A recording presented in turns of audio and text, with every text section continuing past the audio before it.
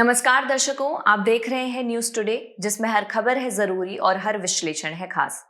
बात करते हैं मुख्य सुर्खियों की। मराठी भाषा को आधिकारिक तौर पर शास्त्रीय भाषा का दर्जा प्रदान किया गया। भारत के विदेश सचिव और अफगानिस्तान के कार्यवाहक विदेश मंत्री के बीच पहली द्विपक्षीय बैठक संपन्न हुई। सड़क परिवहन और राजमार्ग मंत्रालय ने संशोधित कैशलेस उपचार योजना शुरू की।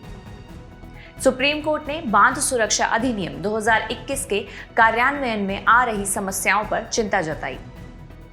विदेश मंत्री ने 18वें प्रवासी भारतीय दिवस यानी पीबीडी सम्मेलन से पहले भारत के प्रवासियों की महत्वपूर्ण भूमिका पर प्रकाश डाला।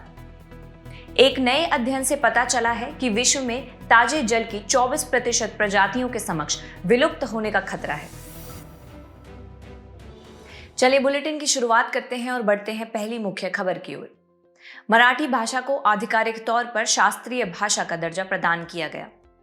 यह दर्जा मराठी की समृद्ध ऐतिहासिक विरासत और राष्ट्र की सांस्कृतिक पहचान को आकार देने में उसकी भूमिका को स्वीकार करता है। आइए सबसे पहले भारत में शास्त्रीय भाषा के बारे में जानते हैं। इसकी पृष्ठभूमि की बात करें तो भारत सरकार ने 2004 में शास्त्रीय भाषाओं के रूप में भाषाओं की एक नई श्रेणी बनाने का निर्णय लिया था। वहीं शास्त्रीय भाषा घोषित करने के मानदंड की बात करें तो ये मानदंड 2004 में तय किए गए थे। बाद में 2024 में भाषा विशेषज्ञ समिति ने इन मानदंडों में संशोधन किए थे। ये मानदंड है, पहला, संबंधित भाषा के प्रारंभिक ग्रंथ अति प्राचीन होने चाहिए। वास्तव में इस भाषा का 1500 से 2000 वर्षों का अभिलेखित इतिहास होना चाहिए। दूसरा, संबंधित भाषा का अपना प्राचीन साहित्य या ग्रंथों का एक संग्रह होना चाहिए। साथ ही इस भाषा को बोलने वाली कई पीढ़ियां इन प्राचीन साहित्य या ग्रंथों को अपनी विरासत मानती हों। तथा कविता, अभिलेख और शिलालेख साक्ष्य के अलावा संबंधित भाषा के अपने ज्ञान ग्रंथ, विशेष रूप से गद्य ग्रंथ भी होने चाहिए। अगले मानदंड के अनुसार शास्त्रीय भाषाएं और इनके साहित्य अपने वर्तमान स्वरूप से अलग हो सकते हैं। इसका अर्थ है कि मूल भाषा साहित्य अपने से उत्पन्न शाखाओं से अलग स्वरूप वाले हो सकते हैं।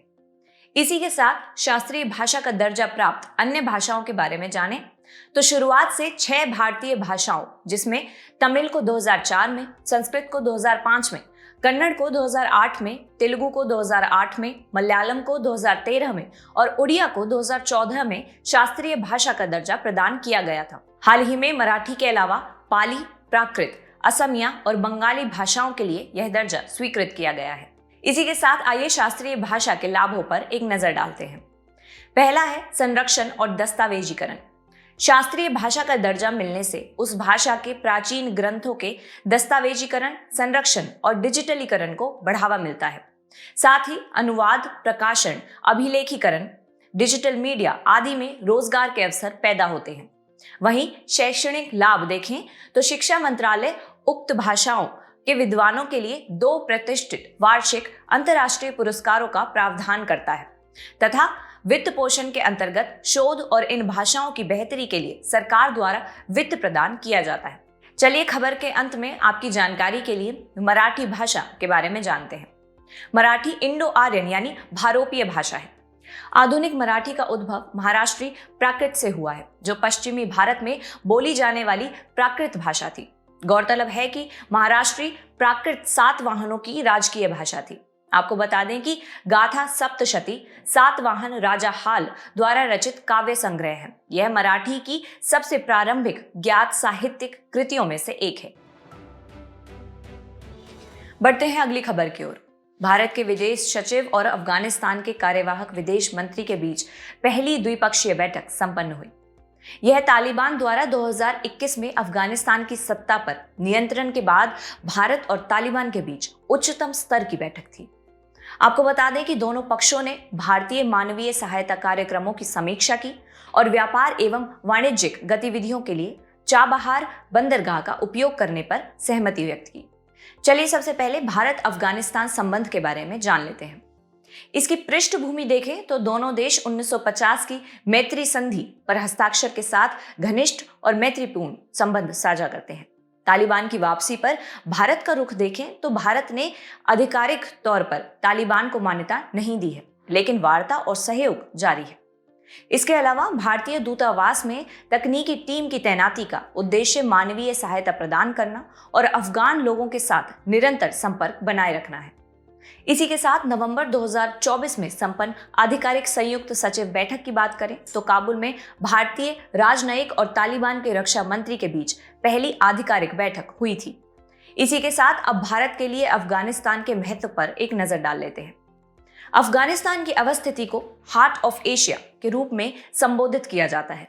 यह प्राचीन समय से भारत के लिए खैबर और बोलन दर्रों के माध्यम से मार्ग के रूप में उपयोगी रहा है।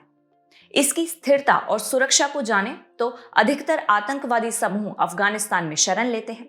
अतः रचनात्मक सहयोग से आतंकवाद, उग्रवाद और अलगाववाद की समस्याओं का समाधान सुनिश्चित हो सकता है। तथा मध्य एशिया के साथ कनेक्टिविटी को देखें तो अफगानिस्तान सामरिक रूप से मध्य एशिया और दक्षिण एशिया के चौराहे पर अवस्थित है। इनके अलावा भारत की सॉफ्ट पावर संबंधी छवि भी मजबूत होती है। 2021 के अंत में सूखा प्रभावित अफगानिस्तान को गेहूं की आपूर्ति जैसी मानवीय सहायता प्रदान करने से भारत की सॉफ्ट पावर छवि मजबूत हुई है। आपकी जानकारी के लिए बता दें कि भारत अफगानिस्तान में कई परियोजनाओं जैसे अफगान भारत मैत्री बांध, जरांज, डेलाराम राजमार्ग आदि परियोजनाओं में शामिल है तथा अफगान भारत मैत्री बांध को पहले सलमा बांध के नाम से भी जाना जाता था। और आखिर में चीन की बढ़ती भूमिका पर गौर करें तो ऐसा माना जा रहा है कि चीन काबुल में शहरी विकास परियोजनाओं को शुरू कर रहा है। साथ ही चीन और अफगानिस्तान के बीच राजदूतों की आधिकारिक यात्राएं भी संपन्न हो रही हैं। सड़क परिवहन और राजमार्ग मंत्रालय ने संशोधित कैशलेस उपचार योजना शुरू की। इस योजना का उद्देश्य देश भर में सड़क दुर्घटनाओं से पीड़ित व्यक्तियों को कैशलेस उपचार उपलब्ध कराना है। इससे पहले सड़क परिवहन और राजमार्ग मंत्रालय MORTH ने 2024 में कैशलेस उपचार योजना पर एक पायलट प्रोजेक्ट शुरू किया था। सड़क दुर्घटना से पीड़ित व्यक्तियों के लिए कैशलेस उपचार का कानूनी आदेश मोटर वाहन अधिनियम 1988 के तहत प्रदान किया गया है। 1988 के अधिनियम को मोटर वाहन संशोधन अधिनियम 2019 द्वारा संशोधित किया गया है। चलिए सबसे पहले योजना की मुख्य विशेषताएं जानते हैं। पहली है उपचार लागत। इसके अंतर्गत अधिकतम 7 दिनों की अवधि के लिए 1.5 लाख रुपए तक की सहायता प्रदान की जाएगी, बशर्ते पुलिस को दुर्घटना के बारे में 24 घंटे के भीतर सूचित किया जाए। इसके अतिरिक्त हिट एंड रन मामलों के लिए मृतक के परिवारों को 2 लाख रुपए तक की सहायता प्रदान की जाएगी। इसकी कार्यान्वयन एजेंसी देखें तो राष्ट्रीय स्वास्थ्य प्राधिकरण NHA द्वारा पुलिस, अस्पतालों और राज्य स्वास्थ्य एजेंसियों आदि के साथ समन्वय करके कार्य किया जाएगा। इलेक्ट्रॉनिक डिटेल्ड एक्सीडेंट रिपोर्ट यानी EDAR एप्लीकेशन NHA को योजना के कार्यान्वयन में मदद करेगी। यह योजना सभी तरह की सड़क दुर्घटनाओं को कवर करेगी। अब योजना की आवश्यकता या प्रासंगिकता भी समझ लेते हैं। पहली आवश्यकता है मृत्यु दर में कमी। पिछले वर्ष सड़क दुर्घटनाओं के कारण 1.8 लाख मौतें हुई थी और इनमें से 66% दुर्घटनाएं 18 से 34 वर्ष की आयु के व्यक्तियों के साथ हुई थी। दूसरा है गुड समैरिटन को प्रोत्साहित करना।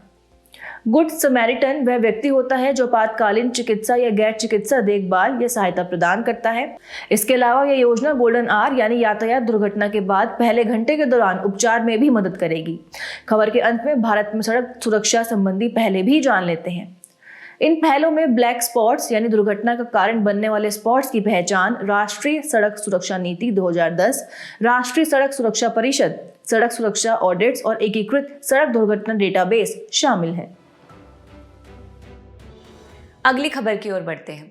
सुप्रीम कोर्ट ने बांध सुरक्षा अधिनियम 2021 के कार्यान्वयन में आ रही समस्याओं पर चिंता जताई।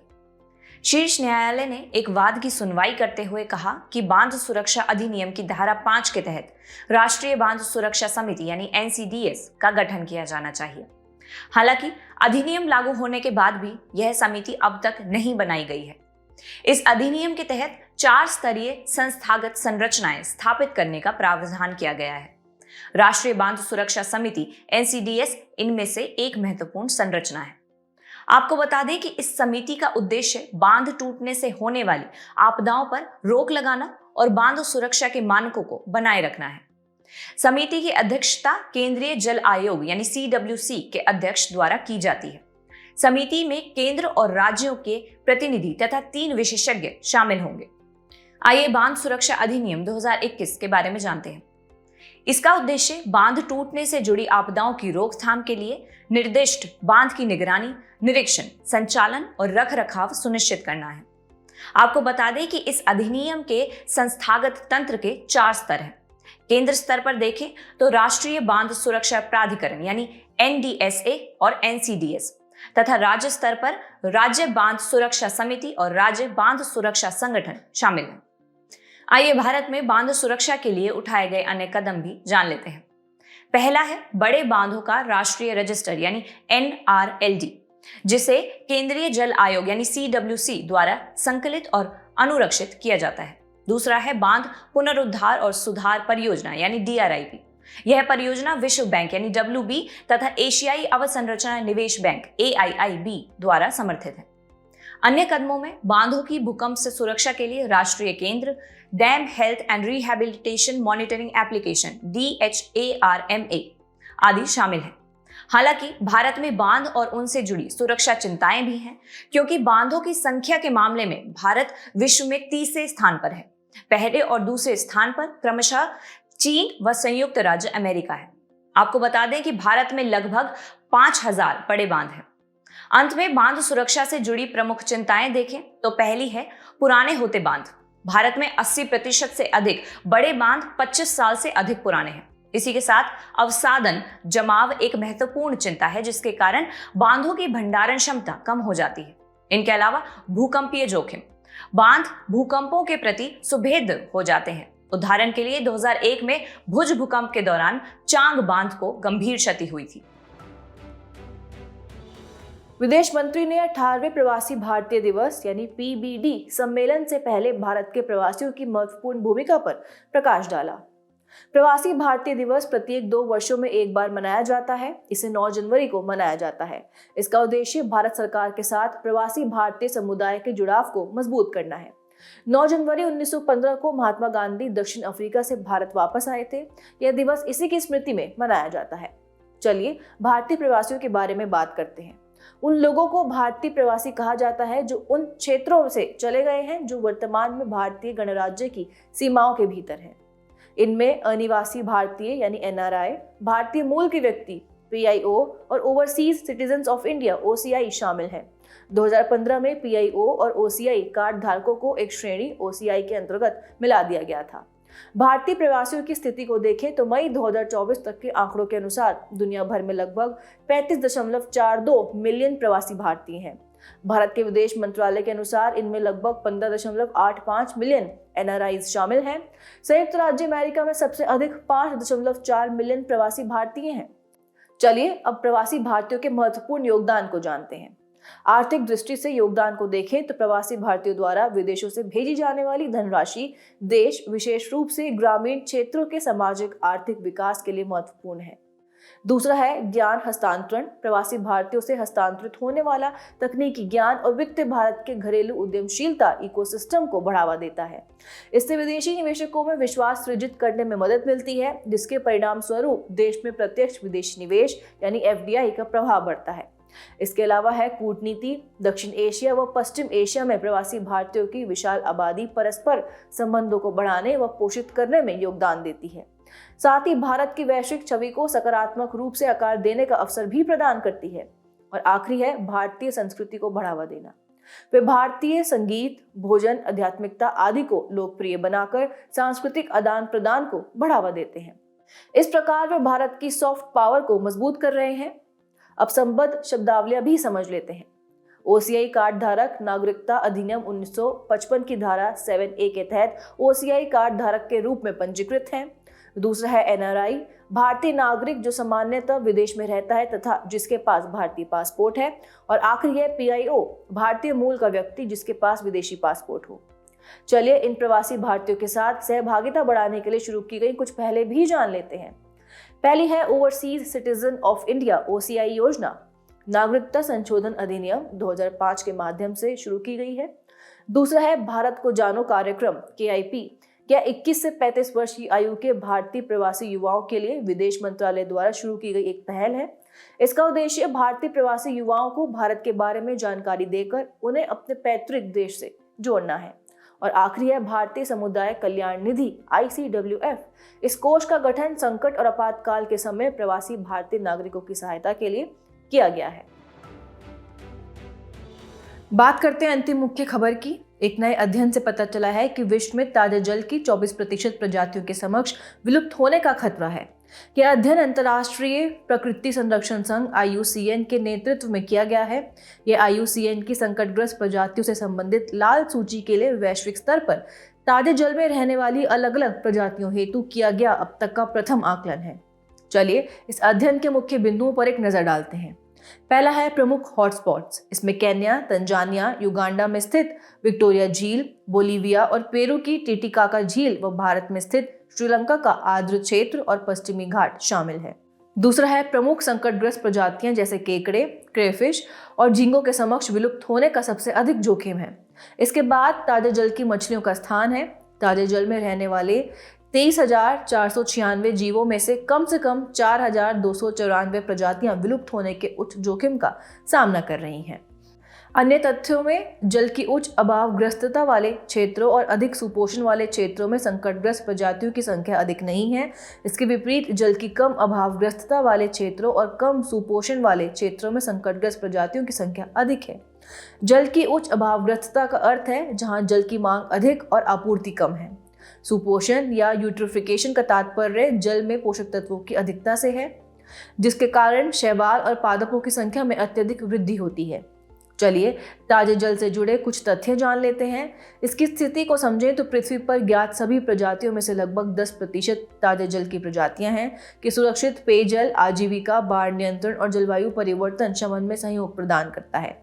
अब ताजे जल के समक्ष उपस्थित खतरों को देखें तो इसमें मुख्यतः कृषि एवं वानिकी से प्रदूषण का खतरा है।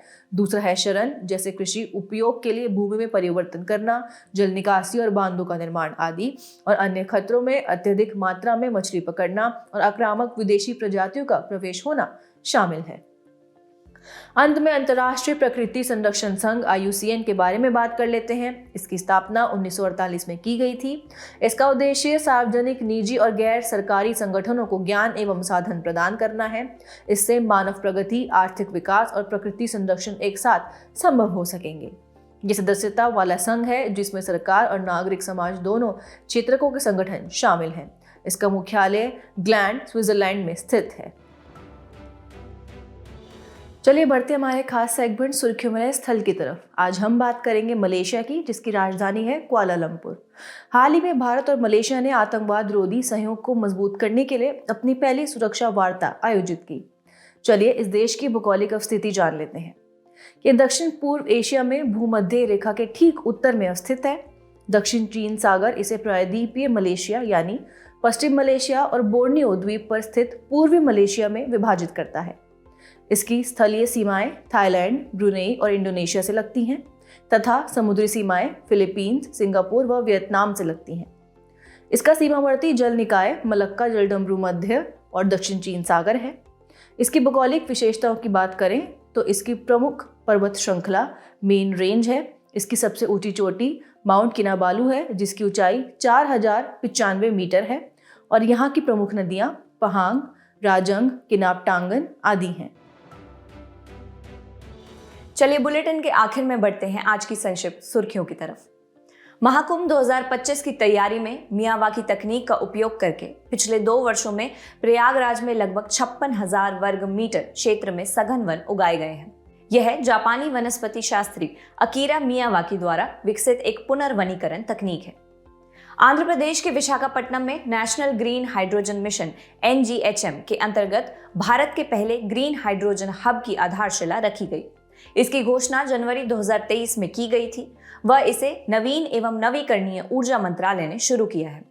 हाल ही में राजस्थान के जैसलमेर के एक गांव में RTGN दशाएं देखी गई। इसके तहत भूमिगत जल अपेक्षाकृत अभेद्य या अपारगम्य चट्टान की परतों में फंसा रहता है। यह पृथ्वी की सतह के नीचे गहराई में कम पारगम्य चट्टानों से घिरा रहता है। उत्तराखंड हाईकोर्ट ने उत्तराखंड के बागेश्वर में सेल खड़ी के अनियमित खनन के लिए अधिकारियों को फटकार लगाई। इसे स्टिएटाइट के नाम से भी जाना जाता है। यह प्राकृतिक रूप से पाए जाने वाले खनिज टैल्क से बनी एक रूपांतरित चट्टान है। भारत और संयुक्त राज्य अमेरिका भारतीय नौसेना के लिए इंटरऑपरेबल सोनोबुए का सह उत्पादन करेंगे। सोनोबुए हवा से लॉन्च किए जाने वाला एक्सपेंडेबल व इलेक्ट्रोमैकेनिकल एकॉस्टिक यानी ध्वनिक सेंसर है। AI टच LLP यानी सीमित देयता भागीदारी को दूरसंचार विभाग की USOF की TDDF योजना के तहत वित्तीय अनुदान प्रदान किया गया है। AI touch 5G radio access network के लिए घटकों का विकास करेगा। विश्व आर्थिक मंच यानी WEF ने फ्यूचर ऑफ जॉब्स रिपोर्ट 2025 जारी की। 2030 तक वैश्विक समष्टिगत रुझानों से लगभग 170 मिलियन नई नौकरियां पैदा होने की संभावना है। पेट्रोलियम और प्राकृतिक गैस मंत्रालय ने बताया कि भारत में LPG कनेक्शन की संख्या 2014 के 14.52 करोड़ से दोगुनी से अधिक होकर 2024 में 32.83 करोड़ हो गई है। इनमें से 10.33 करोड़ LPG कनेक्शन PMUY के तहत प्रदान किए गए हैं। जाने से पहले आपकी समझ की परीक्षा के लिए डालते हैं एक नजर हमारे स्पेशल सेगमेंट प्रश्नोत्तरी पर।